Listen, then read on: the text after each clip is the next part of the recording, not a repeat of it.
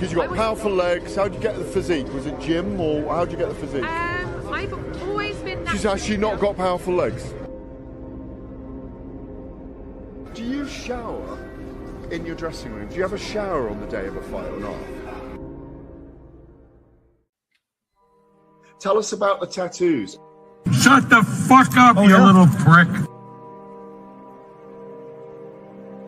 But then I've got the Phoenix. Hey, prick. So I'll take it from Bob every day of the week. Absolute disgrace. That's your knowing or mine. Move him out of here, Darren. Ricky Hatton didn't go over for his fighter because he risked getting abducted and sold into sexual I never said that. Both have been rape victims. I'm not watching Frank Buglioni live on Saturday night. Out of your mind. Jesus Christ, get yourself a life. He's actually a priest. Yeah. It's because his brother John Fury eye gouged him. What have I told you all this time? He's going to end up sucked out, fucked out, looking for a handout. Boxing nutters messenger group. I'm gonna be the king. J-Pump, you know what I'm saying?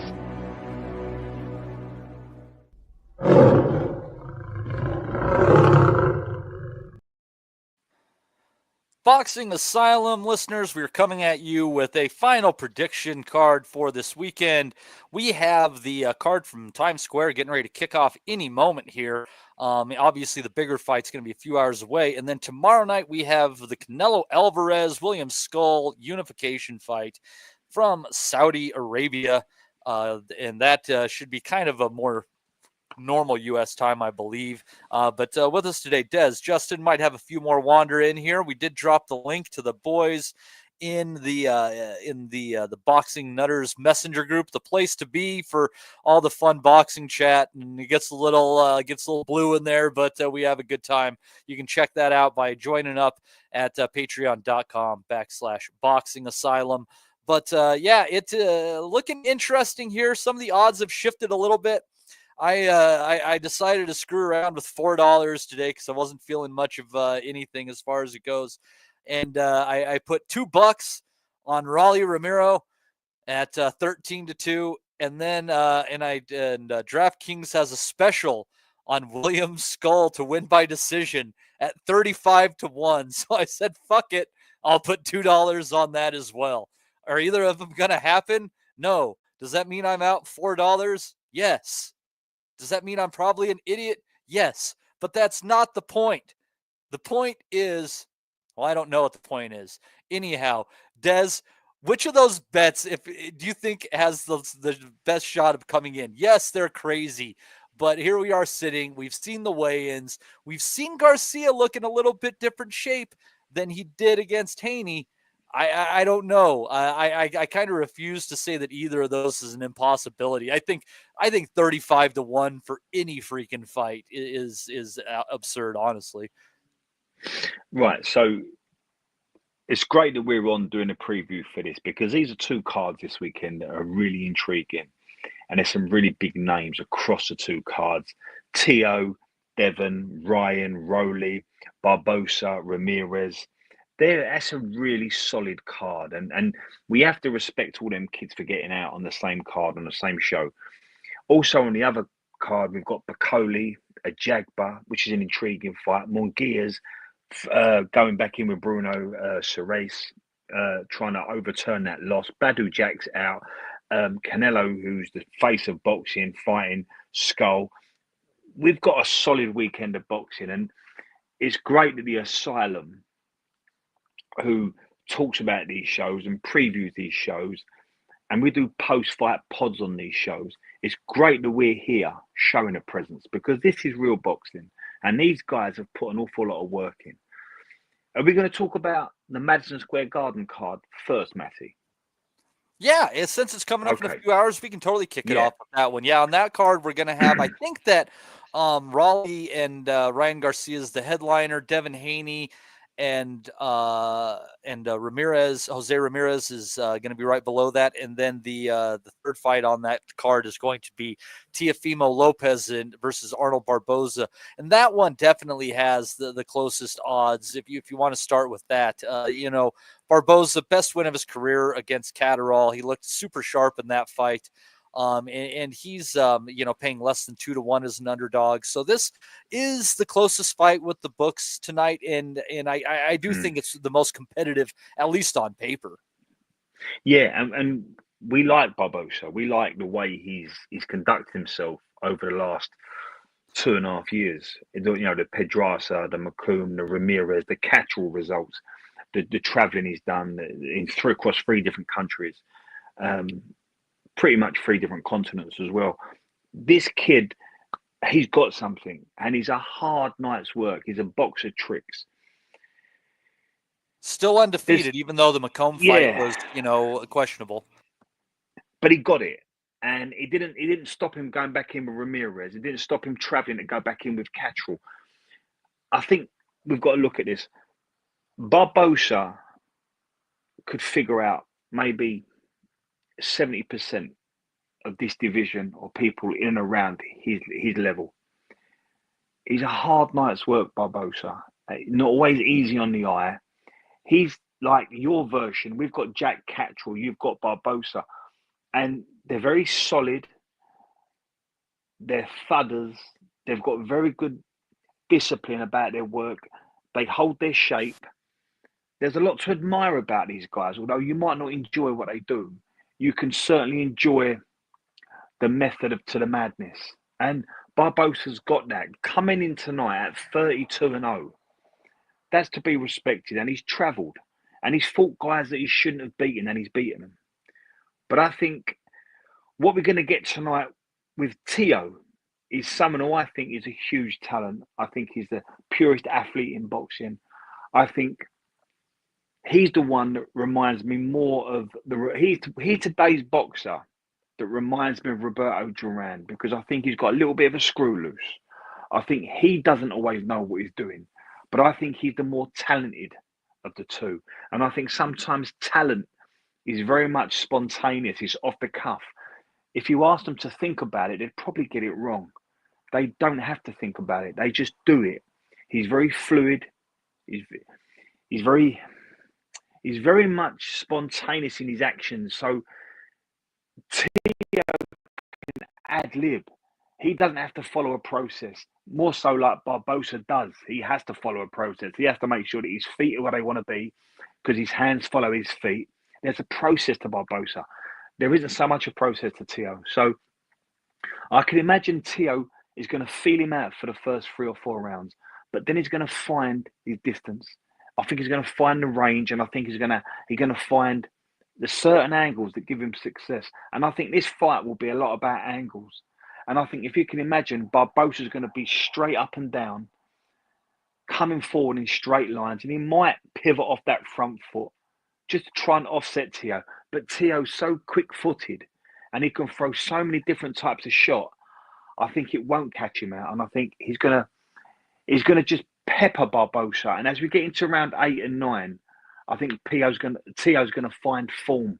He's gonna get into a rhythm, and I think he's gonna be a unanimous winner on the cards. I don't think Teo will stop Barbosa. I think Barbosa knows how to go into a zone where he can look after himself and almost be over negative so that he doesn't get stopped. But I think Teo will do everything he can. He'll do everything he has to do to be a unanimous winner. And I think this one comes down to, one's a straight line and one's all over the place. One zigs and zags, and one you can't read. And I think Barbosa's a bit too easy to read. And when you're dealing with talents like Teo, when Teo turns up, I think he's just got far too much in the locker for a Barbosa. See, and I don't know about that, because if you look at it, like there is a method to at least coming close with Tio on the cards, if not beating him, and it's Cambosis. That win is so bizarre. I mean, we could leave that aside, but if you look at Sandor Martin and Jermaine Ortiz, if you work the perimeter and you box him, you frustrate Teofimo Lopez, and he does start to become one-dimensional despite those athletic talents. He doesn't necessarily have an answer if he's not the one like returning fire. That was the reason I thought it was so easy to pick him against Josh Taylor. Taylor was, especially at that time, he's a fantastic fighter, but he's not necessarily a dance and move, use the perimeter boxer type, right? So that was, basically anybody but that is going to play into is going to play away from Lopez. No, I get it. Yeah, you're right. I get it. And what you've done, you've picked out two there that I can't fathom out myself. I can't say that there's a Hispanic clash. So Tio's going to be better tonight because he's had that with Ortiz and to a degree Martin. I can't say that. Yeah, it is kind of weird. Afro-Latinos don't always consider themselves Hispanic. It's a very weird cultural thing there, so they don't necessarily see it that way. It's weird, but anyhow. And I can't say that, well, Tio's in New York, and I just think Hispanic in New York is a different animal. I can't, because he's boxed in New York and he's stunk the place out. I just think with the Teofimo Lopez's of the world, it's a bit like an artist, someone that's so talented, you don't quite know what day they're going to have. You don't quite know how they're going to wake up. And there's so many things that happens in Tio's life, and it's not straightforward. If Tio overthought his career, if he had a process, if he was rigid, regimental, it wouldn't be no good for him. I think you just got to accept that when you get a talent like this, and it truly is a talent, and I think the Cambosos result has really hurt Tio's stock, and it's hurt a lot of people that don't quite fancy him or trust him. But I've always been a big believer in Teofimo. I always think that when he turns up, there's not many people in boxing that can live with him. And in the build-up to this fight, I've seen a Tio that's laughing, smiling, very comfortable, excitable, in fact. And I just think he can't wait to get out today. And I just think you're going to see maybe Barbosa, who, look, very similar to Ortiz and Sandor, but I just think you're going to get a Barbosa that's catching Tio at the wrong time. And I think Tio, the one that we saw against Josh Taylor, that was not just a boxer, not just an athlete, but a hard man. Tio was a hard man that night. If you get all them three facets at one time with Teofimo Lopez, you see the talent that he is. I might be overdoing it. I might have got it wrong. But I'm such a believer in him because I see so much, and I've seen so much talent in Tio from a long way back. And I just think he gets better and better. But he does have blips. But this is the guy that absolutely slaughtered the Richard Commies, and he outfought and outboxed the Lomachenkos. And I thought, I don't want to use bad language, but what can he kicked the crap out of Josh Taylor when no one fancied it. No one fancied that. And that was a big decline in Josh Taylor. I think Tio's going to have far too much variation, far too much versatility, far too much natural ring IQ, and not following a process. Being off the cuff, I think he's going to really enjoy himself tonight against Barbosa, who is basically a straight up and down guy with one game. Yeah, it'll be interesting to see. And someone who's going to be able to see it live and in person. My man Joe Kennedy joining us here. Joe, how close are you to Times Square right now? When are you headed down? I'm in my office in Union Square, about 25 blocks down Broadway. So I'm actually. That's an hour and a half cab ride. Not bad. Yeah. Well, the city bike rules New York City these days. You don't have to follow traffic. They're all like electric powered and they go faster than the subway. So it's a new world out here. Excellent. That's good. Being able to actually get around large cities is pleasant. I I'm used to traveling very, very far in the time of an hour, not measurable in blocks by any stretch. But so we're talking about Teofimo Lopez and Arnold Barboza right now, and that is the closest fight with the books. And Dez is really high on Teo, and so am I. I mean, he's a great fighter, but it is easy to disrupt him and frustrate him. And if Barboza's willing to play that game and isn't bothered by the crowd getting pissed off, I mean, it could be a long night for Lopez. Yeah, I've seen Nuthouse a couple of times in the garden. I was there for that commie knockout, which was spectacular that Des mentioned. And yeah, on his night, I think Teofimo is probably one of the best pound for pound fighters in the world. But you kind of don't know what you're going to get out of him. I think that, Rob said it pretty well on the pod. You either have to keep him trained and drilled and on a game plan, or else you kind of leave him to his own devices and let him do it off the cuff with his own instincts and talent. And we've seen that in the latter option, when he does do that, he doesn't have a plan B, and he doesn't have a guy in the corner who can help him out and help him navigate through something difficult. So if Barboza can give him something that he's not expecting, something outside of that up and down straight style that we expect, gives him something to worry about, something to think about. You don't know which way the fight will go. It could go pretty haywire and pretty downhill for Teal pretty fast, and he doesn't have the support around him in the corner at fight time in the training camp.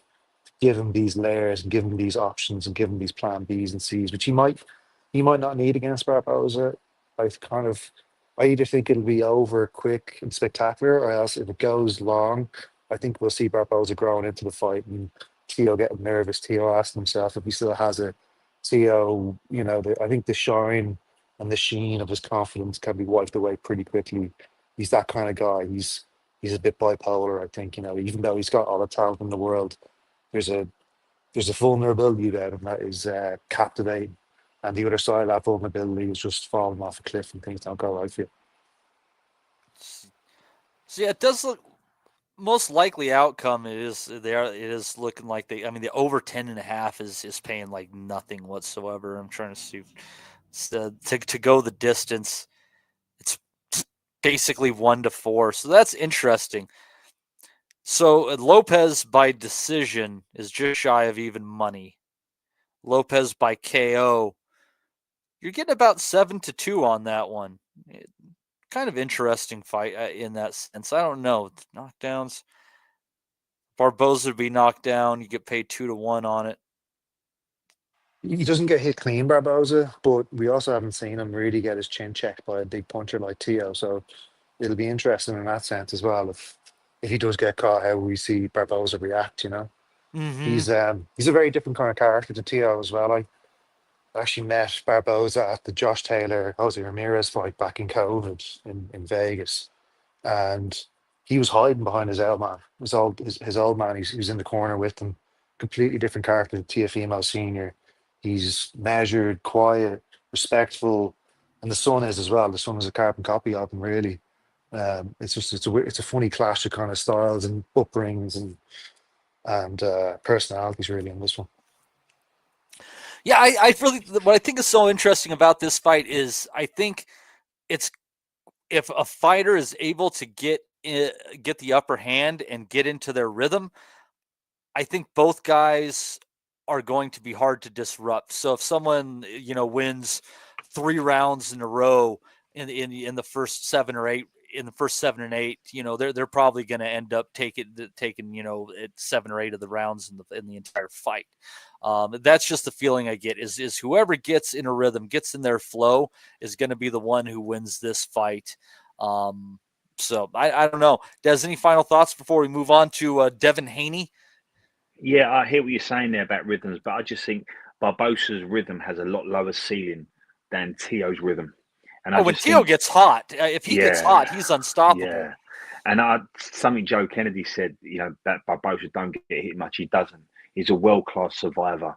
He's like Jack Catchwell. They know how to go into this shell where I might not be winning, but I'm not getting stood on their head. I'm not getting beaten up. And they go into that shell. I think Barbosa could be guilty of that. And look, Teo's not a big puncher. He's more of a snappy shot picker. He really works off angles, and he sort of bedazzles you a little bit when he's in his rhythm. So I think he'll be happy with that, and I think Barbosa will know enough to survive and look after himself in them later rounds. But I see it a little bit different to Joe. I think if Joe thinks Tio could crumble if he's not going his way, I think Tio just grows in this fight. And I think the championship rounds, I think Tio really enjoys himself in this one. Yeah, I finally figured out what Tio like, because you can't really pin him down. Like, he reminds me of a certain boxer. Like, he's kind of a combination of three boxers. I think he's a combination of Nassim Hamed, Sergio Martinez, and Emmanuel Augustus. Yeah, I see that. I see all that. Yeah. Yeah, and it's tough to pin down. And like, again, like Emmanuel Augustus. I mean, you would have given him a camp, he would have beaten God knows how many fighters, and his record, he's been robbed, as many times as anyone you can count in that era. So, but anyways, yeah, it's a rhythm fight, and I'm looking forward to feeling that one out and seeing how that goes. Now, going up the card, though, this fight seems to have the least intrigue, and I think it's because so many people just think that Devin Haney by decision over Jose Ramirez is a foregone conclusion. Given Haney's, general lack of power, his jab, why would he take risks considering what he has on the line? But Ramirez also has nothing to lose, which obviously could, he could, obviously catch Haney. We know that Haney can be a little bit chinny at times. But also I think, Joe, that you might just find a little bit of value on Devin Haney by stoppage, just because unless Jose Ramirez is just here for a paycheck, if he really wants to stamp his name as getting another opportunity again, he's going to have to go for it. And I think maybe the fight not to go the distance might be the call, because he could catch Haney, and Haney could find an opportunity. But if you're looking for a value bet, that might be where I'd go.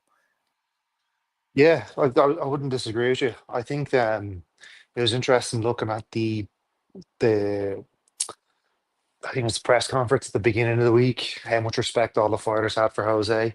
Obviously, he had that amateur background, but he just seemed like, the only one who wasn't really participating in the big talk and nonsense, and everyone around the table seemed to have a lot of respect for him. So I don't think that he's getting really overlooked by Haney, and that probably would have been his best avenue for victory would have been if Haney was overlooking him, because he's still definitely got skills, experience, things that can win a fight. But for me, he's not going to be able to close a distance quick enough. And that was kind of what he was best at when he was at a 140 pounds. He would collapse the space between the fighters and rip off a bunch of shots, usually ending combinations with a left hook up top, and he would work the body really well. And Taylor was just timing him coming in, that one time with the kind of sweeping left, and then he caught him with the uppercut inside. He just he was able to catch Ramirez in the places where Ramirez was usually pretty comfortable throughout his career. Yeah, exactly. And he would not. Ramirez has not looked the same since that fight early either. No. He's looked progressively worse. So I think all the signs point towards this being the most one-sided fight on the card. But we don't know what Haney has left after the Garcia fight is the other thing. This is uncharted territory for Devin Haney, coming off the back of it. Even though he kept his own, it was a pretty bad beating that he took off a juiced up Garcia that night. So maybe that will give a bit of lead in his boots, and Ramirez will be able to close the distance and do what he does best: work up and down, get him on the ropes, do his business. But it just seems like this clash of style wise, this one's going to suit Haney. Yeah, it feels that way. And just looking around, ESPN Bet has a little bit better value than DraftKings have. You're getting, what would that be? A fight to not go the distance would be 13-4. You're getting on there for all of our British listeners, plus 325 for those stateside operating off of those values. But yeah, I think that's not the bad way to go. In fact, here we go. I'm going to lose my $5. We'll place that bet right now. Fight not to go the distance.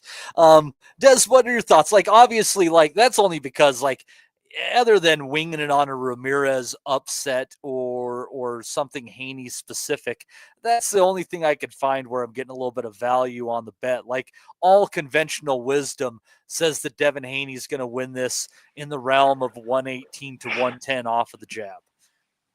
Yeah, I think we have to accept that Devon's the favourite going in, and we have to accept that Devon's one of boxing's stars, and he's got the talent to beat anybody.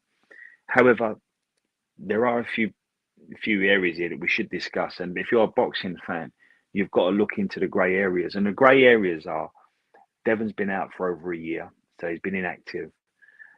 Before that inactivity, he had a good hiding from Ryan Garcia. He got dropped a few times, and we're all now questioning his fragility. I think Ramirez has got enough poke to get to Devon and trouble him. I think it's a hard fight coming back after everything he's been through.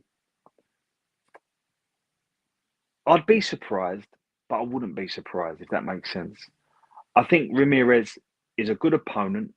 I think he carries enough power to get Devon's respect. I think Devon's been through enough in the last 12 months, 13 months to cast a little bit of doubt over him. But I think this one becomes about levels. And all said and done, I think Ramirez, who's never pulled up any trees and never been overly active, I think doesn't beat a Devin Haney, even with the problems he's had and inactivity behind him. I think Devon will negate Ramirez. I think he'll keep him at distance. I think he'll have a really solid jab. He'll be precise. He'll be accurate. He'll be quick-handed.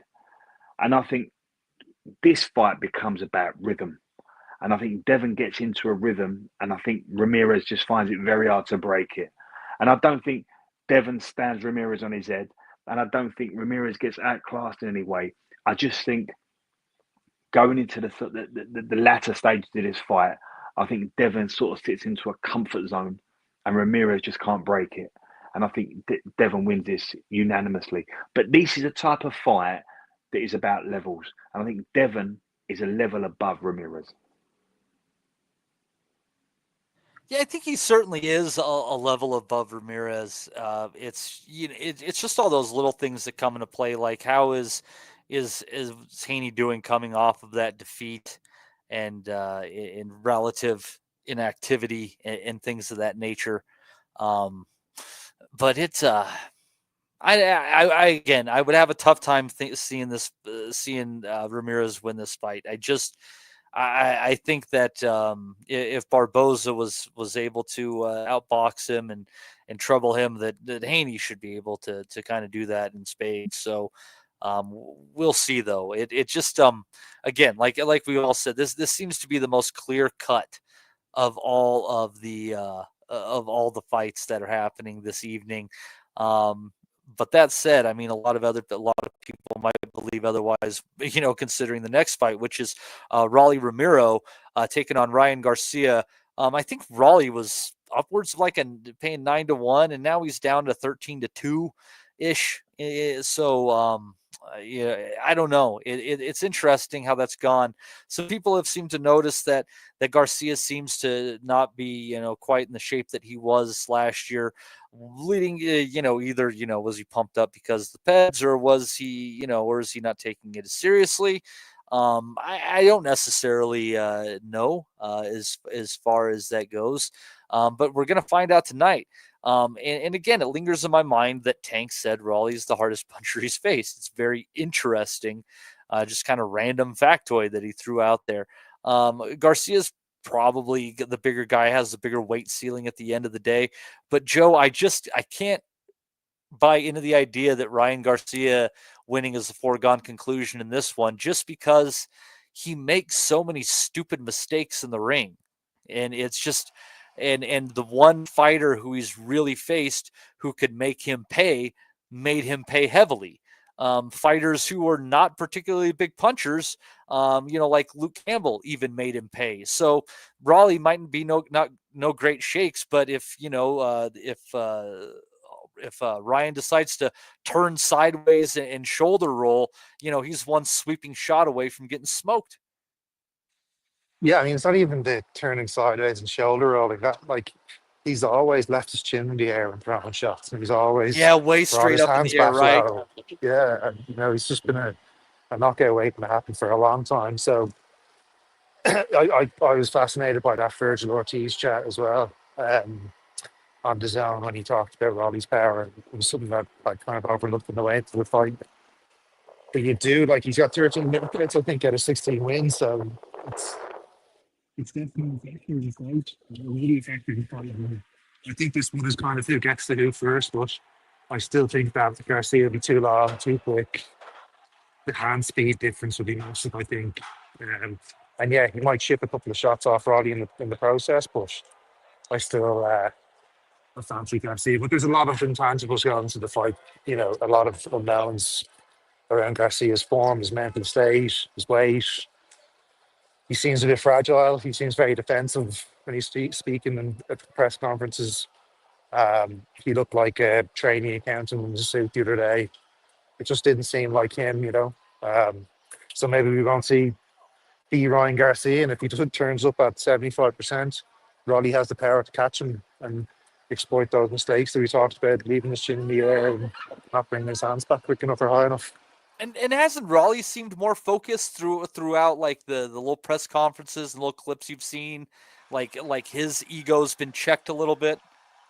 Yeah, I think he's in a room with Tio and Devin and Ryan, and probably thinks he can sit back, doesn't have to play the clown quite as much. He doesn't have to sell the fight. He's actually been a bit of a fresh air, a bit of breath of fresh air compared to the rest of the guys, which is unknown territory for Rowley. Yeah, I kind of like this new Rowley, to be honest, but yeah, I think he seems quiet. There seems to be a quiet confidence about him as well. Yeah, and Des, you haven't been biting on this bait I've been selling it, and I'm not selling it big time. It's just one of those random things because, as I've expressed before, it's all these plans for the future, and things always get in the way in boxing. But I don't know.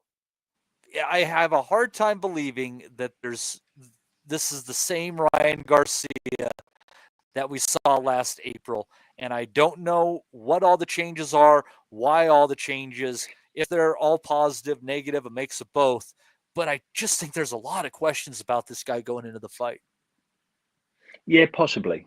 But I think, again, and I know it's a cop-out, this one's about levels. And Ryan Garcia, although he's not a Tank Davis, Rowley isn't a Ryan Garcia. And I think it's just about level. Great amateur pedigree. That's the thing that people forget. Like, why did Ryan know Devin so well? Well, they fought 3 times in the amateurs. He came up against very good competition. And I think this one is just about levels. And Rowley's like your version of O'Hara Davis. He's that guy that you bring in to measure a really good kid against. I think Rowley's lost 3 of his last 4 because Tank stopped him and Isaac stopped him. I think he was getting well beaten by Ishmael Barroso. I think Rowley's the guy you bring in that gives this fight a lot of credibility. I think Ryan be too long, too much of a good jab. I think he'll know how to get to him with his left hook. I think it would take Ryan a few rounds to sort of find his feet and get his confidence going. I kind of liked Ryan at the weigh-in. I thought he looked okay, and I think it suits him. Rowley's 6 set. He's a little bit stiff. His motor skills are not very good. Excuse me. I think this one is a lot easier to pick than Devin Haney and Ramirez. Up until the weigh-in. Really? Yeah, up until the weigh-in, I thought Rowley was the one that was definitely getting beaten.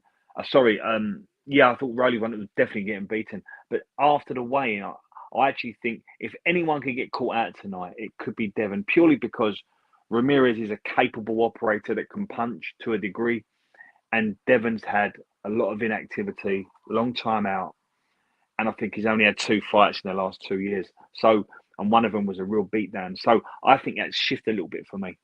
But in this one, I think as much of a cop out as it is, I just think it's about levels. I think Rowley is a limited guy with limited motor skills that's thick set and can punch to a level. But I think Ryan's proven that at a much higher level.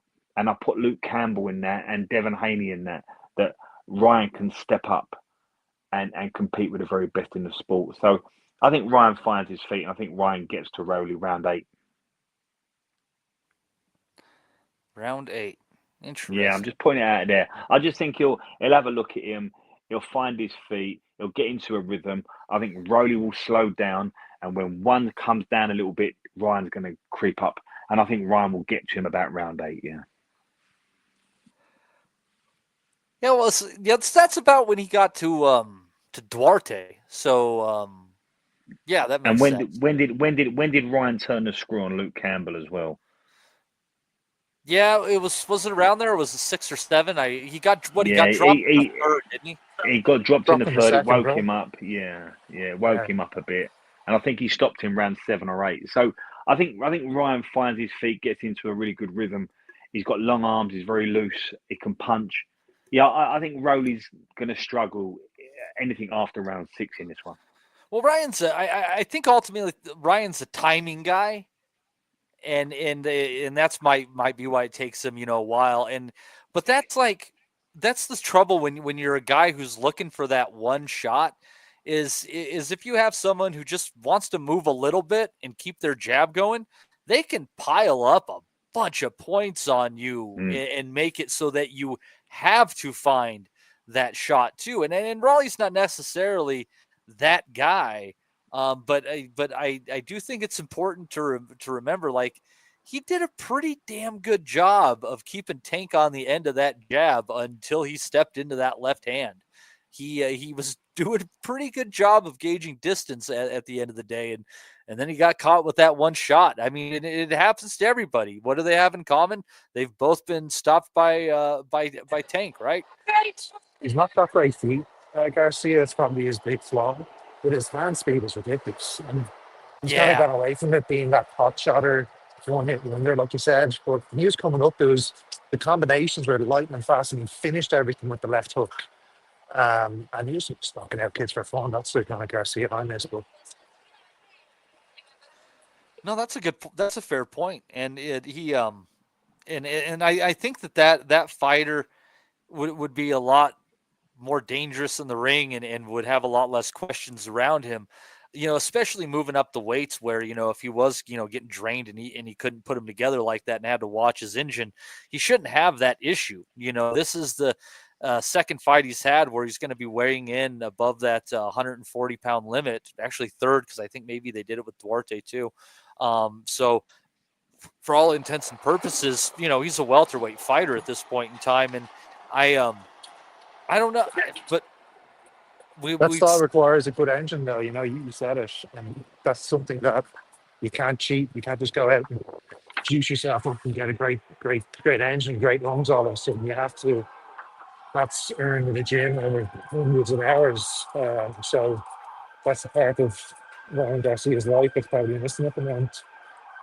Well, God, Des, wouldn't that be old school doping? EPO, trying to up your white blood cell count? Yeah, I think so. Who's suggesting it doing that? No, we were talking about Garcia's Tank, and I'm not even saying he would, but isn't that that's really the only illegal supplement or process? I don't know enough about the shit to say, but I think EPO is basically the only thing that they've done that improves the engine of an athlete. That's why it was used in cycling, I think, and why it was the most prevalent of everything. I believe. And that increases is it the hemoglobin effect? Is where you put more white blood cells into your body? Yeah, exactly. Yeah, increase. Yeah, I mean, I don't know enough about it. I mean, we need someone like Fergal on here to talk about stuff like this. He's up to speed with all this type of stuff. I don't know enough about it, but if you've not done the work in the gym, you're just your muscles will get tired and full of lactic acid. Even if you have the engine, you need both, which is only going to come if you're either nuclear, full of PEDs, or if you're living the life. There's no real shortcuts for these things, is what I'm trying to say. Mm-hmm. You get found out eventually. Oh, by the way, make sure to ask me what the good doctor's Twitter handle is when we get off of here. It's fucking hilarious. But anyways, yeah, like, and I'm not accusing Garcia of that by any stretch of the imagination. That's the only thing that really I know of that exists that they found can really help an engine. Everything else, interestingly enough, pretty much everything else when it comes to that stuff has to do with muscle mass and things of that nature. But if you build up your muscle mass, your body uses more oxygen. So therefore, I believe that you get depleted earlier and it's actually more difficult to go the distance. I think there's some stuff out there, mate, that does aid recovery.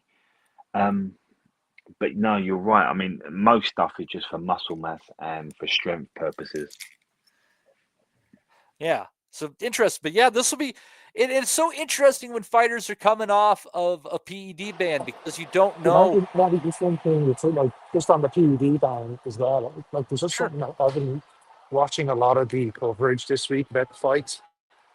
You'll probably seen the Ring magazine video that they brought out, which was it's pretty cool. You've done with like special effects with him and Haney, and they're kind of making light of the whole Ostarine thing. It's a bit of a joke, and it's kind of poked fun at in this video, and it was a really unsettling kind of feeling that I got just from that plus some of the narrative around just talking about the failed test. It's fair enough, it's forgotten about. He served his time, but it's just talked about so flippantly, and so whatever. There's no outrage. There's no like talk about fighters' health or safety. It's just kind of been, you know, it's just been it's been a bit facetious the way it's been approached. Yeah, I totally agree with that, Matty. Joe's right. See, at top end now, see, what we have is at the lower end, when guys like Dennis McCann pop, it just goes away. No one talks about it, and it's like it didn't happen. And then we don't ever see them kids again. At the top end, we see guys popping, and it's like, well, I didn't do it, but I'm going to serve a ban, and I'm going to come back, and we're just going to make light of it. I totally agree with Joe's point. I don't like the way drugs in boxing is being handled. I think it's despicable, in fact. Yeah, and it's getting to this point where I think my argument of just let them all fucking be on drugs is getting. Do you know what that better is? and better. It's getting to that point now, isn't it? Let's be honest. The amount of top fighters that have popped for drugs, and it's like, well, it didn't really happen, or it did it, well, they've denied it. Have a 6-month ban or an 8-month ban, and let's just get back on the saddle. And it's getting like that in boxing. Well, and it meant a There's a whole lot. playbook. Go ahead. Sorry, I was just going to say there's a playbook now that fighters have when they pop, how to react, like we saw with Alicia Baumgart and with Conor Ben. There's this fake outrage. I can't believe this is happening to me. All these doubters and haters, they try to spin it back on the public and make us gaslight us into feeling like we're the wrong ones for doubting their credibility, and they're the ones that pop the test. Totally agree, Joe. Totally agree. And if the fighter has a value, we get the promoters gaslighting us. Totally agree. 100%. It's ridiculous. And it's gotten to the point where you're tired of hearing about it. You're tired of fights getting canceled. And how about just say your science team is all part of the team and get it done with, because it's getting obnoxious at this point in time. Start new record books, whatever you got to do to make your self feel good about it. But it's just getting impossible to possibly to stay on top of all this. And there's no way. And here's the problem too, is if you're in the upper echelon, where if you're the blue chip prospect, you're getting all the rewards coming into the sport, you're going to get these opportunities, and it's just going to be one more thing in your favor on top of the fans, on top of the judges, that helps you win fights that other fighters are not going to be subject to. It's just, I don't know. It's absolutely ridiculous at the end of the day, but it's all about denying and deflecting and all that crap, and it's a mind game at the end of the day. So anything else on this card before we move on to Saudi Arabia? No, just quickly go ahead. Sorry, just Yeah, just quickly, the NYPD versus firemen. That's what I'm going to go up and see now. I think that's a cool touch. Just to try and get a little bit of local buzz and a little bit of local grassroots level involvement in the event. So, kudos to Turkey for at least doing that. And I think the fourth card in the fight is kind of interesting. It's a Japanese amateur standout. It's his first fight, his debut fight. So it could be interesting to see what he's like. Don't think it's necessarily a gimme for his first fight. The other kid seems to be well up for it. So I'm going to try to catch that one as well. Excellent. Well, yeah, I hope you have a great time, Joe, and I hope that it's an entertaining event and the fights deliver. It's clever. What sucks, they're charging everyone pay-per-view for it, but Joe can just walk his ass over there and watch it for free. What kind of fucking world is this? And you got to love that. You got to love that about our group as well. We got guys all over the world, and they're real sports people. And Joe's walking through New York right now. We can hear it in the background, and he's going, "Watch the show live tonight." Only on this pod can that happen. I'm hoping to watch it anyway. I might not be able to get anywhere near it, but I actually went and saw the ring getting put up the other day, and it's in a really pokey part of Times Square. It's not like in the open where you think you could be able to fit tens of thousands of people. So it'll be interesting to see how they do, whether they have a cordon, whether it'll be limited to space, whether it'll just be come first serve or what. It's kind of a big unknown, but hopefully I'm getting up here early enough to get close enough to send you guys a pick into the chat. Send me some picks, and I'll throw some picks up into the podcast on Sunday for sure. We like having boots on the ground. So thanks, Joe, for joining us. We appreciate that, and of course you're more than welcome to stick around for Canelo if you want. But I understand that you're moving towards the fight, and you got shit to do. Yeah, I'll keep myself on mute anyway, so that the city doesn't interrupt us too much. All right. So moving over, the Canelo Alvarez card in Saudi Arabia, that's going to be tomorrow night in the States, real bright up early morning in the UK kind of things, where you might as well just wake up at 6 o'clock and find your way to watch it, as you so are inclined to do. And this card, I'm trying to think which one would probably be the best fight to start off with. Let's start off with the rematch between Bruno Sarache and Jaime Munguia. Munguia, a big favorite in this fight. Again, obviously not as big as he was the last time. But if you're going by the books, Des, they're saying that what the Frenchman landed was a once-in-a-lifetime shot. He's not going to land it again, and that was a temporary blip in the matrix. And I couldn't agree more. I think Sarace was getting beaten in the first fight. I think Munguia was in a bit of a comfort zone. I think he was probably thinking about his next fight during the fight he was having, and he just got caught. And we probably never see that again, because Munguia is a world-class tough guy. He's a hard man. He's an intense pressure fighter. It just caught him out. Now, let's not hold it against him. That happens in boxing. And it's happened to some brilliant fighters, much better fighters than Jaime Munguia. So Bruno Sarace, taking nothing away from him, because he's the guy that stepped up and done everything that he had to do and shook the world. But I think Munguia puts it right. I think he's everything we expect Munguia to be. He's going to be more of a pressure fighter. He's going to be more intense. He's going to squeeze Sarace, and I think he stops him somewhere around 5 or 6. I think he won't ever let that happen again. We're not going to see a twinkle-toed, Sugar Ray Leonard version of Munguia. He's going to be a better version of what we've ever seen of Munguia. And he's going to put his foot down and get Sarace out of there halfway. Yeah, I'm kind of curious. I'm going to look and see what the over-under on rounds is on that one. Let's see here. Before the world, sorry, Joe. Before the world got all precious, and we had these wonderfully long memories. Fighters did get beat. Sometimes it happens. Kirk and Lamb went out to Detroit, beat Roberto Duran. Kirk was a really good fighter, but Duran was a great fighter. It does happen. Sometimes, McGuigan got caught out against Peter Eubanks. Michael Watson got caught out against James Cook. Lennox Lewis got caught out against Oliver McCall. Vlad got caught out by Ross Purity. It does happen, but you just put it right and get back on the saddle.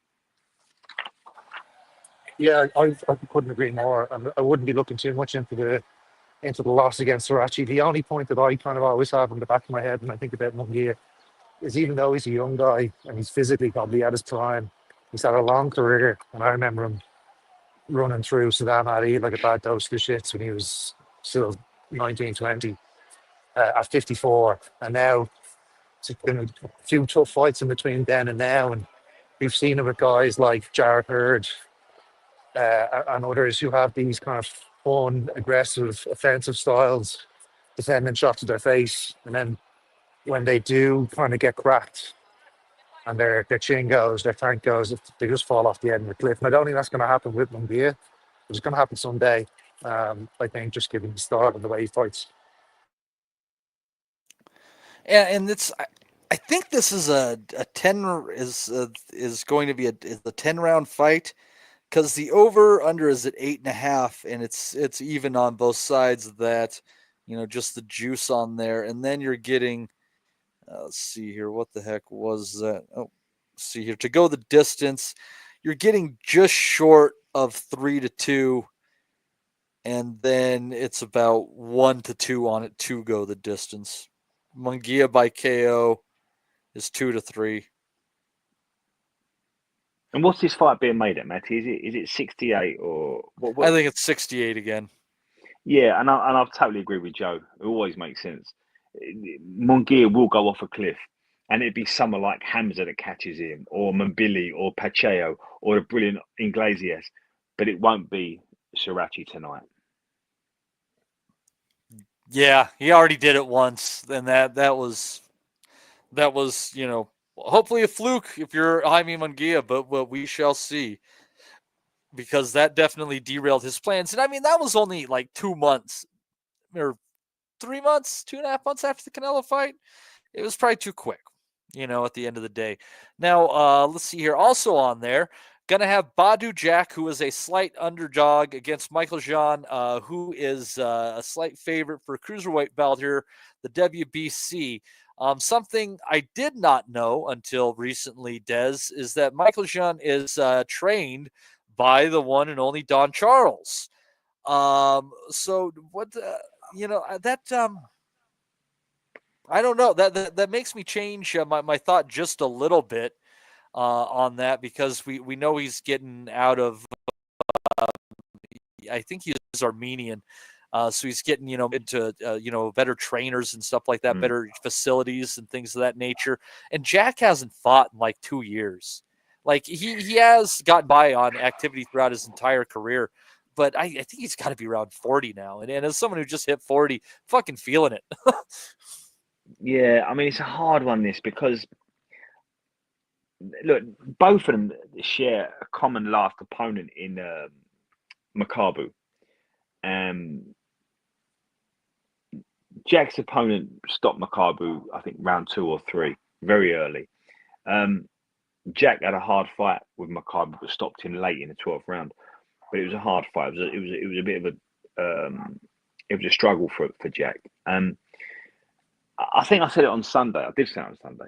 Jack's found himself in a nice position. He's cozied up to the promoters. He's got himself a good little coup out in that region. And he's picked up a cruiserweight belt, a good belt, and he's defending it almost at will. Both of these guys are inactive. Both of these guys are a bit too old. It's very hard to read this one. I'm going to have to go with Badu Jack purely because I think in a slow, ponderous fight between two inactive fighters, you've got to go with the little bit of class. And I think that goes with Badu Jack. And whatever we say about Badu Jack now, what we do know about him is he's been a brilliant fighter who's overcome an awful lot of obstacles, who was always the guy going in that wasn't meant to win. He never had no favours from judges. And I think he's been a guy that's wrecked a few careers as well along the way. I think he knows what it's like to travel, make sacrifices. I've just seen more from Badu Jack that I've seen from the other fella. So I might be wrong here, and I'm just sort of going on my gut feeling. I think Badu will eke out a points decision purely because I don't think he can pull the trigger. I don't think he's in any position to put his foot down. I'm not quite sure the other guy is. And between two aging, inactive fighters that are probably leveled off, I'm going to go with the guy with a form, the guy with a pedigree, and that's Badu Jack. But I've got no position on this one. I don't really know how it's going to go. It's the sort of fight I'll know a bit more about after I've seen round 2 or 3 if it goes that far. So I'm assuming Badu Jack wins, only because I've always been a fan of Badu Jack, and he's got a really good body of work behind him. Yeah, he's kind of put together a hell of a career with a lot of people just kind of a very good career, very good career, yeah. And you don't notice because a lot of these fights are so spaced out over time, and there's a number of draws on there. It's over a few weight classes. Jack is he's a quality fighter, but I don't know with a good corner and if Jack is on the slide, Joe. It's tough just going up against larger men with more in the gas tank. Some moment that comes into play. For Bernard Hopkins, it wasn't until he was 50, but I imagine for Jack it'll come earlier. So is it Rosicki he's fighting, or is it McCallum? No, what's that? McCallum. McCallum. Oh yeah, okay, I'll leave it that. I'll leave you with that one. Is that how you say it? How I say it doesn't really matter, to be honest. That's just how I say it. You're probably correct. I suck at this game. I have a funny feeling these Armenian extractions, just given the way the name is kind of pronounced. So I probably should know more about him, given my wife is. You got some home turf advantage on that. Yeah, I think Badu.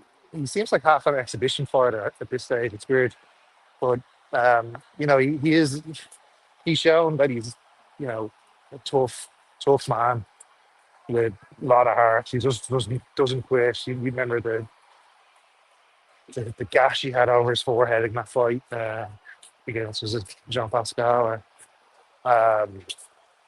He's just a tough guy for anyone, I think, even at this age. So I actually don't know enough really about McIreland to say whether he's got enough to beat Jack, but if he does, he'll be a good fighter. And even though Jack is at this kind of semi-retired exhibition fighter phase, he's still probably got enough, like Des says, to get past an ordinary guy. If McIreland is ordinary, but if he's a good fighter, then Jack will probably be there for the take and give him all he is. Yeah, I get that feeling too, but we'll see. And maybe, there's a reason that after I broke it down and like I'm saving money here, not doing this, that, and like this is the card out of the bunch that I would prefer to actually just watch and not worry if it hops in and out and shit like that. So I'll be buying this card. There's enough on there I'm potentially interested in. Des, did you want to say something more on this fight before we move on to the next one? Yeah, I've always been a fan of Badu Jack. I've enjoyed his career. I like the fact that he moved over from Europe onto the West Coast, and he put himself in the hottest gym, known for its tough sparring, and he put himself in the middle of the doghouse. And I've looked at his record, Badu Jack. I might be wrong, but I can only see one fighter with a losing record. Now that's really unique. That really is. I mean, this is a guy that's not been given anything, any favours in his life. And listen to this run. Anthony Durrell for a world title. He wasn't meant to win that, but he did. He's a world champion going against George Groves. We all fancied George Groves, and he beat George Groves. He goes and beats Lucien Butte, and then he goes and gets a stinking draw decision against James DeGale and absolutely ruined a very good fighter in DeGale. Then he goes and beats Nathan Cleverly. He has a brilliant fight against Adonis Stevenson. He goes and fights Marcus Brown and John Pascal. This guy's been a really good fighter. I mean, whatever he is but tonight. How many years ago was that? Yeah, and it was a 5-year period going back 7 or 8 years. Completely agree. And Joe Kennedy said the right point. If this guy's anything normal, Badu Jack should win. But if this guy's got a spark in him or a twinkle in his toes, he's probably going to get past Badu Jack. We just don't know what we're going to get with these two. But I just think, our pod, we recognise good fighters, and Badu Jack's been a really good fighter. No, it's crazy. Like, legitimately, like, he had to be among, like, maybe like 1,000 black people in Sweden, and he became a 3-weight boxing world champion. Like, that's crazy. Like, you can't make this shit up. Like, someone in Hollywood wouldn't write that. That's fucking crazy. and a bright, switched-on, educated guy. He seems like, yeah, he was. I think he was adopted by Swedish folks, and he, he had a pretty decent upbringing and shit. But Sweden, as many people know who follow the sport, it's just generally the Scandinavian countries, not great places to try to have a professional boxing career. They have far too many regulations around it and make it very difficult to ply your trade as a prize fighter. Yeah, whenever I think. What was that, Joe? I believe it was banned in Sweden. Boxing was banned in Sweden for a number of years. Yeah, and then Finland, you couldn't do it over a number of rounds. I think it has to be like less than 10 rounds. Oh, and then when's the last time you heard of a fight in Norway? Yeah, I think the Iron Lady had to fight outside of Norway nearly her whole career. Yeah. Breakus might be the only Norwegian fighter that, yeah. Huh. Shout out to Bingo, the Bingo. Was it Jamarson? Oh, the Swedish heavyweight who beat Floyd Patterson. Yeah, that's Ingo going back. Yeah, that's going back. Yeah. Ingemar Johansson, 60 years ago. But yeah, a little bit light on the ground over there. But yeah, it's an incredible story with Badu Jack. And if this is the last page of that boxing career, man, hold your head up high. I think Jack is like low-key built up a Hall of Fame resume with a few people taking notice, like especially considering, some of the people that get in the Hall of Fame anymore. So, but yeah. And let's see here. So we did, then the heavyweight fight. Martin Bakole, Efe Jagba.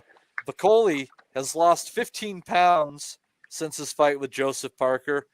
Some people saying that's not enough. I say he's lost around 5% of his body weight. I say he's done all right. But it's a tough fight, but I don't know. Des, do you think size will tell? Because Jagba, I mean, he's a not a small guy, but I wouldn't call him a massive heavyweight. I mean, he's always in top shape. He's just, one of those African dudes. It's like built like a brick shithouse, but he's not a big heavyweight by today's standards. Bakole is just outright a big man by, any estimation, any measurement that you can think of. Well, like we talk about Tio and not knowing what Tio's going to turn up and where the barometer is on his talent line, we don't quite know what Bakole is going to turn up. And we've all been on a bit of a journey with Martin Bakole over here in the UK.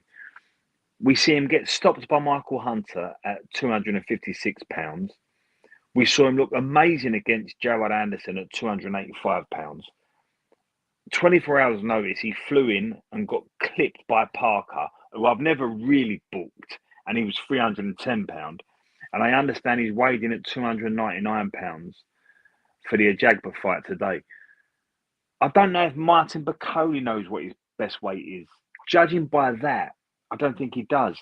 I'm not quite sure what they've done in the last 2 months. If they've abided by the rules and Billy Nelson's looked after Martin, he probably wouldn't be able to spar for 30 days after the Parker fight.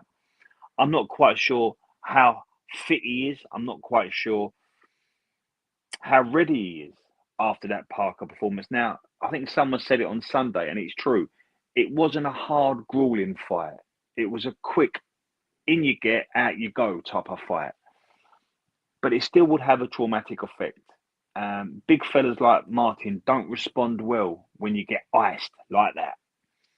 So we don't quite know how his preparation's gone. We don't quite know what type of preparation he's had. And we don't quite know if there's going to be a little bit of trauma in Martin Bakole going into this fight against a very live, aggressive game Efe Ajagba.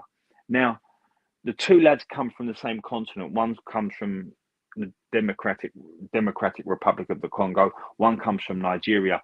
So there's going to be a little bit of needle there. And I just think maybe that might give Ajagba another 10%. Much like if an Englishman boxes a German, or an Englishman boxes a Scotsman, or a Welshman boxes an Englishman in Cardiff. I just wonder if we're going to get a little bit more from Ajagba. And if that is the case, this might be all wrong for Bacoli tonight. But what we all know about Martin is if the Martin that turns up tonight was the same Martin that turned up against Jared Anderson, then Ajagba's got a hard night in front of him, because Martin was brilliant that night. He was like the second coming of George Foreman, no disrespect. He was big, he fought like a big man, he had a brilliant jab, he got behind his shots, he brought him upstairs, he was good on the inside, he was good long, he walked his man down. But I can't emphasise, when big guys go over, it has an effect. Fraser Clark had a life and death with Fabio Wardley. He didn't have 3 more minutes in him, even with a 6-month gap or whatever it was. He didn't last 3 minutes after that. When big guys go, it takes a long time to recover. And there's an effect. Even with the great ones, the brilliant ones. You know, Vladimir Klitschko never recovered from getting clipped.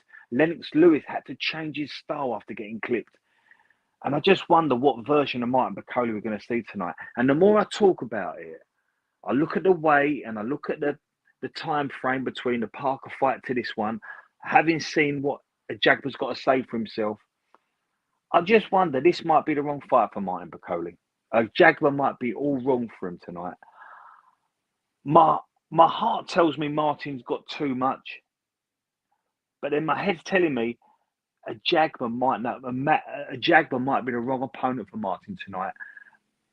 Again, it's not a cop out. It's an intriguing fight, and I just wonder if the first 2 or 3 rounds are going to tell us an awful lot. I'm not happy about the weight, because although he's 15 pounds under the Parker one, he's still a stone heavier than the Anderson one, and the Anderson one was his best performance. So I'm not sure I've got a lot of faith in Bacoli tonight. Well, something interesting about Ajagba is that he has a ridiculous reach for a guy his size. I think he's in the 80-inch plus area. So if he could find a way to keep a bigger guy who might wear out at bay with the jab, it could be a long night for Bacoli. Any strong leanings on this one, Joe? Sorry, lads, I'm actually right here at the ring. Right on. Yeah. I'm about 50 feet away from just across the road from it, actually. So, yeah, it's cordoned off here. Can't really go near it. But I'm just going to start poking around the edges, and then we got a King's Corners, which is a great pub. If anyone's in New York City, it's I think it's like $3 or $4 for bottles of beer. And the last place is one of the last live bars in New York City, and it's full of boxing stuff. So it's Jimmy's Corner, right around the corner from Times Square.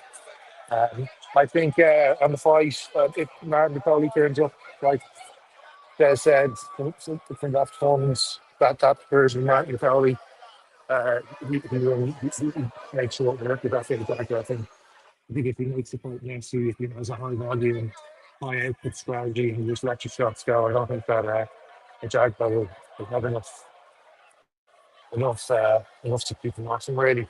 And I think it'll be a short night if that's the case. But if it's a disinterested or unfit or unprepared Martin that we don't know, then I think the Jaguar would have enough, like definitely in the power department to knock him out anyway. We've seen the Jaguar, he's definitely heavy-handed, so he just needs to be able to let off his shots. And if you got a massive guy leaning on you and letting shots off and constantly crashing the pocket on you, then you're not going to be able to get your shots off like you want. I think that would be what determines a fight, really. What kind of distance is taught up. And the problem with the Ajagba is he can get a little bit predictable at times, getting just a little bit too much 1-2s without much variance going in there, a little bit speed consistent, and eventually you can just ultimately time him. But I guess that's the thing at the end of the day, Des, why I would probably lean towards Bacoli, but I would think if he's going to do it, he's going to do it probably in the first half of the fight plus a couple rounds, maybe. It's just the idea that he is so incredibly heavy-handed that if Ajagba does not find a way to to really slow him down, at least, if not get him out of there. I think ultimately Bacoli's going to be able to time one of those big winging right hands over the top of an Ajag Vajab. That sounds interesting. Yeah, but remember, Tony Yoka found a way round his heavy hands, and Michael Hunter found a way, and so did God, he had Camille. Yoka falling all over that damn ring. He Though. That did. fight was goofy. But he got away with it, and he found a way around it. And look, I think we've got to try and. There is a very distinct possibility. It could be the case that the Gerard Anderson performance was an anomaly with Martin Bacoli, because he's never done nothing like that before or since. So Martin needs to step up. You know, we're going to forgive you for the Joe Parker thing because we know what happened now. Dubois fell out and you stepped in and you saved that show. And it became an intriguing fight, and we was all wondering what type of Bacoli is going to turn up. But we saw him walking through the airport, and we all knew. And then we saw him in the ring, and after about 90 seconds, Martin was breathing, blowing out of his backside. So we just tried to old man Parker and walk him down. You can't do that at that level. But let's see what you've got now, Bacoli. Because if you stink the place out tonight, even if you win, there's going to be an awful lot of people saying, you're not the man we thought you were. And this is a guy that's been kept on the sideline for a long time. This is a guy that's been forgotten about, overlooked.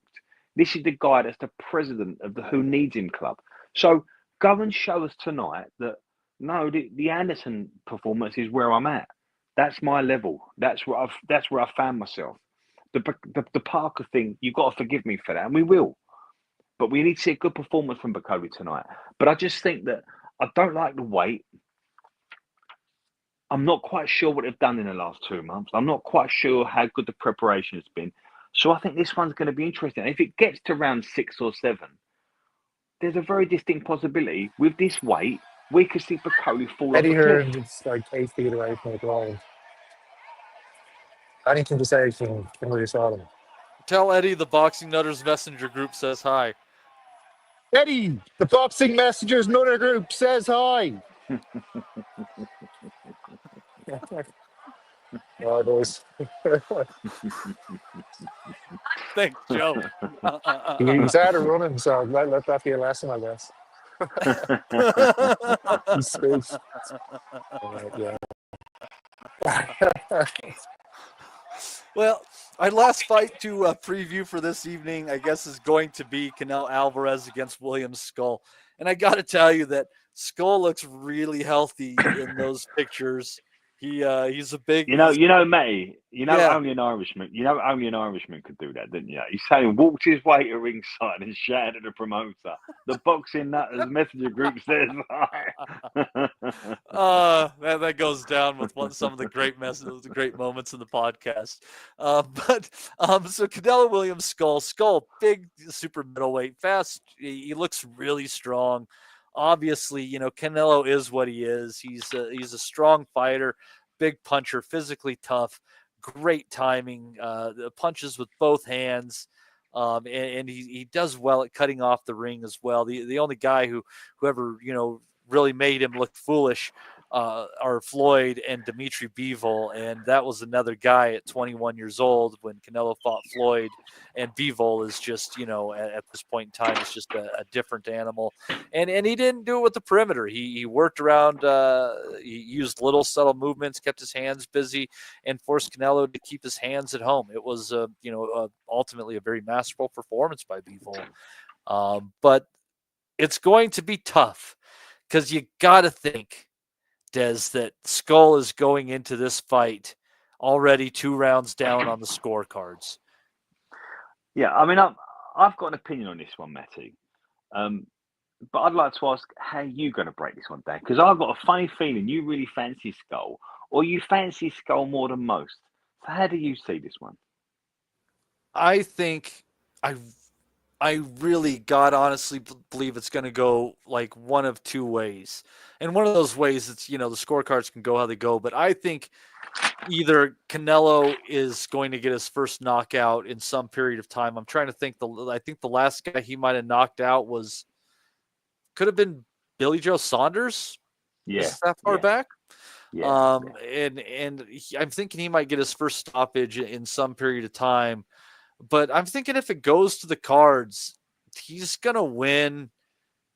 It could be a split, could be a majority, but it's going to be one of those fights where people argue about who won it. I'm not saying robbery necessarily or anything like that, but I just think that when you consider, Canelo at 168 pounds, I mean, that's, quite a bit north of where he started. He's not a big super middleweight in height or stature. He's broad, but I just think that this Cuban is going to have his moments, and it's if it goes to the cards, we're going to be arguing about who won the fight on Sunday. Well, just looking at his resume, Canelo, I thought it was Billy Joe, but he stopped Caleb Plant, which was one after Billy Joe, but it's still a long time back. And What since year was then, that? He's had 2021. Wow. Okay. And since then, he's been beaten by Bivol. Then he had the Triple G thing, and John Ryder. Charlo, didn't turn up, and Mongear and Belenga. So, yeah, look, so we don't know much about William Skull. He's sort of being thrust upon us because the IBF have done what the IBF do. They just can't stand undisputed champions. So they pulled the IBF belt away from Canelo, made it vacant, and Skull beat the Russian kid Vladimir Shishkin for the vacant title. So this is Canelo's opportunity to be the undisputed champion at 68 for the second time. Again, yeah. Yeah. This is, I mean, am I right in thinking, how do you see it? This is an opportunity to sell Canelo to the public to build the Bud fight. Is that how you see it, Matty? Well, considering the reason that Skull has that belt is because Canelo didn't want to fight his mandatory, who was Skull. So him and Shishkin fought for the vacant title, and now here we go for all the belts. And I think the idea it is the selling point that Crawford is going to have a chance to have all the belts in 3 different weight classes. And on top of the fact that he'll be able to claim that he's, a legitimate 5-weight world champion. Throw that into the mix with all the things Bud's won. You've got the 2 biggest guys in boxing, the 2 best guys in boxing today, fighting for everything. So it could be the big one, couldn't it? After the Skull performance. So we have to assume that there's not going to be any hiccups tomorrow night. We have to assume the judges and the scores are going to read as they should. But I don't think there'd be any skullduggery. I don't think there'd be a Felix Sturm, Oscar De La Hoya situation here. I think Canelo is a class above Skull, who's 23-0, but he's not a puncher. And Canelo, 62, 2-2, 39 stoppages, is a genuine star of boxing, a walking Hall of Famer, and probably one of the top 5 Mexican fighters of all time. But not the top 3, definitely top 5. What do we know about William Skull? Well, he's very athletic, he's muscular. His style is like a twitch muscle style. He's built his style on timing and precision. He's a pot shotter. He's got, he's quite mobile. He uses his feet a lot, and he's a quick, snappy puncher. But I think that's not enough to beat Canelo, who's bull strong at 68, who knows how to walk you down, almost Beterbiev-like, and drown you and suffocate you and take you into corners and corridors where you're forced to fight a fight you don't want to fight.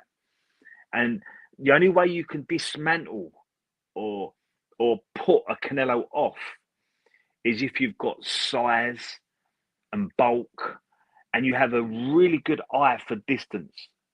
And I don't think Skull's got any of those things. Bivol had it, and we see it in large spells with Kovalev and Lara. They know how to impose their style. They know how to measure distance, and they've got really good feet and a really good first jab. Triple G had, in his first two fights, had the punch, he had the poke. Khan and Jacobs, they had intelligence, they had a lot of IQ. But I don't think William Skull's got any of these things. I think William Skull is more of a Rocky Fielding or Edgar Berlanga. So I don't expect William Skull to have a lot of success. I think Canelo will be very alpha in there. I think he'll be very ball strong. I think he'll be imposing. And I think for large spells, he'll be walking Skull down, but in an educated way. And Skull will use his feet and he'll be very mobile. And Skull's good at that. But I think Canelo will just keep pinching rounds. And by the time we get to round 6 or 7, it'll be similar to how Canelo got to John Ryder and Jaime Munguia. He'll be letting his hands go and he'll be landing. I'm agreeing with you. I think Canelo stops Skull late, anytime after 9. And I think he gets to him. And I think this is the cherry on the cake for the Bud fight. So everything I've said about Skull, I expect. It'd be loose and it'd be fluid. It'd be very mobile, but he won't have the size, he won't have the IQ, he won't have the judgment, he won't be able to judge distance. He won't be good enough at all those things to keep Canelo off of him. And I think we'll see a very imposing, quite an impressive Canelo, because that's what this is for, to make Canelo look really good. And I think he'll get to him sometime after round 9. All right. Sometime after round 9. Yeah, that's Canelo. Canelo by late stoppage used to be one of the safest bets in boxing. I agree. He's a slow squeezer. Yeah, he's a slow squeezer, especially when you get kids like this that are very mobile, very athletic. They've got good twitch reactions. I think Canelo will play with him, not play with him, but he'll enjoy that little bit of a walk down, and I think he'll enjoy getting his eye in. So yeah, I think he's going to slowly squeeze him, mate. Interesting. It'll be interesting to see him do that. Like I said, I wouldn't be shocked if Skull is something special. We're in for a shock here. But if Skull is just a average freaking well-schooled Cuban fighter, I think Alvarez might pull off a strong performance here. Joe, I'm going to give you last word because I know you're wandering through. I don't know if you can still hear us, and I know it's going to get tougher to talk. So go ahead and give us your last word on the Canelo fight, and then I'll let you go to watch people punch each other in the face. Yeah, I've given up on trying to chat to Eddie Hearn, so I'm going to go to Jimmy's Corner and have a cold beer because it's very warm out here. It's 80 degrees. It's like 25 degrees Celsius. Damn. So, yeah, it's beautiful. But I think the big likelihood of William Skull is that he's one of these average rascals, Cubans, and he'll be quickly unraveled by Canelo's front foot, under pressure, high hands, ripping shots game. Only the very, very good fighters can live with Canelo, even when he's under the fire like he probably was now. But I don't see anything in William Skull that will tell me that he's going to do anything spectacular. But I haven't actually seen an awful lot of him either. So, yeah, a routine Canelo win is my prediction. All right, yeah, routine Canelo win. Yeah, and so many of them are just routine Canelo wins at the end of the day. He takes a few shots, he finds the guy out, he times them in the earlier rounds, he hurts them, oftentimes drops them, and they spend the rest of the fight trying not to get hit with that shot again. There is a sort of routine to the Canelo fights, but I tell you, the way boxing works, though, you throw out the fights with the closer odds, like Teofimo Lopez, Barboza, and Ajagba, and Martin Bacoli, and you're not going to get through these two big cards without a big upset in there. And I don't know what it's going to be, but there's going to be a big upset on this card. And we'll find out. Or maybe I'll have egg on my face and it'll just go to plan for everybody. But when that much money is on the table for the future and that many pieces need to fall into place, and in the sport of boxing, something usually falls apart. So we shall see. Des, any final thoughts before we bounce? No, I just hope that Joe enjoys his evening and represents the boxing Nuthouse with distinction. Yeah, absolutely. Which means that you should get drunk and start throwing punches. That's what the boys Yeah. do. No. Yeah, that and heckling promoters is what we do best. So, Yes. leave it with me. Enjoy your Friday night, lads. You too, Joe. Thanks a lot for coming on, and appreciate everybody for hopping into the chat and everybody who joins us each and every Sunday when we do the show. And we will be back on Sunday for the show, and we will be previewing an Inoue fight that's only going to be a few hours after we're done on Sunday. It's a stocked weekend of boxing. This Cinco de Mayo weekend, they're really trying to put on a show here. But unfortunately, most of those shows are pay-per-view. So what are you going to do? But Inoue, regular ESPN stuff, so we'll just knock that one out on Sunday. But I've appreciated everybody for being in the chat today. Looks like we've had Andrew G, Andrew Mulder, MBs, Stephen Antrobus, Slappy Gilmore, MB, I already said him, Skibbity Ohio Riz, Harvey Price Boxing returns, Yimmy Yappy in there as well. Let's see if we got one more. And Monster in the Shed. We kicked it all off there. So I appreciate all of you folks for joining us today. And make sure you check us out on Sunday to review all of these and look ahead to the coming fights next week as well. And check us out at Boxing Asylum or patreon.com/Boxing Asylum to join more of the fun. Something else, Des, before we go? Yeah, if we're shouting people out, I just want to give a big shout out to Joe Burns, big friend of all of ours, and I hope he's well. Yeah, absolutely. Love Joe Burns. I hope you're well, man. And great people in the group. We've made a lot of friends in there. That's why you ought to come and check out the fun. Great bunch of lads, as we so say. But until Sunday, you folks enjoy the boxing. We'll see you next time with Boxing Asylum Nuthouse. We'll never forget. Yeah, I think that's good happening. Go to and move! We want to be honest, yeah? Crying like a little bitch. I've never met a fucking swank that can fight me. I fell asleep. I fell asleep. You're a fucking bum, you're a fucking asshole.